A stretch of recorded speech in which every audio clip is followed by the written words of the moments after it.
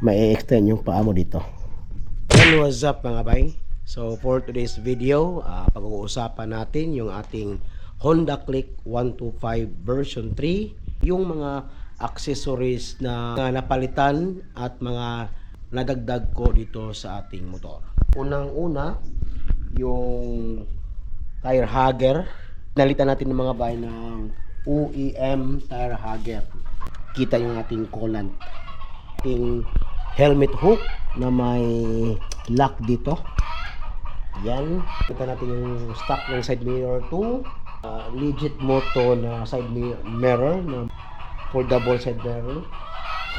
So mga bay, from black na M cover fairing dito, napalitan ng white.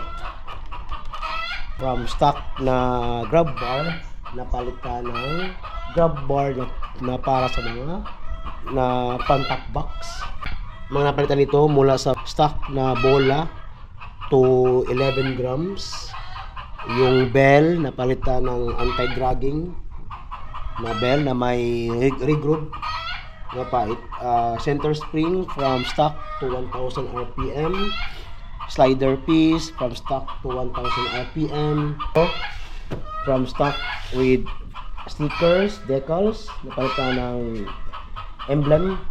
Yung stock na brake pad, napalitan ng E-leg ceramic brake pad. Medyo mas makapit kumpara sa stock, and medyo hindi siya madaling mainit kumpara sa stock. At pati na rin dito sa ating brake shoe, mula sa stock organic to E-leg ceramic na brake shoe. So I suggest mga bay na yung mga stock nyo palitan nyo ng ceramic, kasi yung stock natin ay organic, medyo mainit at hindi makapit at madaling mapudpud. Dito sa ceramic mga bay, mag long last talaga. Dito naman tayo mga bay sa mga bagay na mga accessories na naidagdag natin sa ating motor.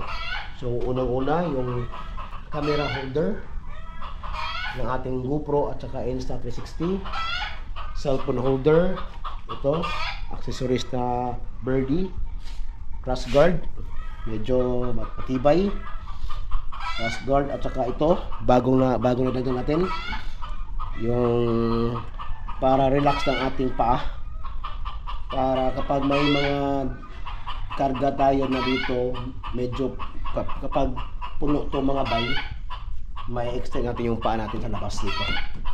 Top box, yung protection ng ating signal light. Palitan rin natin mga bay yung ating stock shock from 330 mm to 300 mm. So sa mga gustong sumubok ito, wag na lahat, I suggest na gawin nyo yung pagpalit ng brake pad at brake shoe. From stock organic brake pad at brake shoe to E-leg ceramic. Choose ceramic mga bay, mas long last mga bay. Try to search mga bay sa mga nag-review ng ceramic, mas maganda yung ceramic kumpara sa stock. So overview mga bay, conclusion, lahat dito sa 5-in-1 na anti-dragging, mula sa bell, clutch lining, center piece, din tapos bola-bola, flyball, napalitan na. Stock shock to 300 mm na suspension, protection sa signal light, top box bracket at saka top box, OEM tire hugger, from stock na maliit, bumaba medyo, tapos tinanggal yung stickers to emblem na click, tapos foldable side mirror, cellphone holder, helmet hook na may lock, crash guard matibay, then tapos ito na kapag may karga, may maraming karga dito, may extend yung paa mo dito. Yan,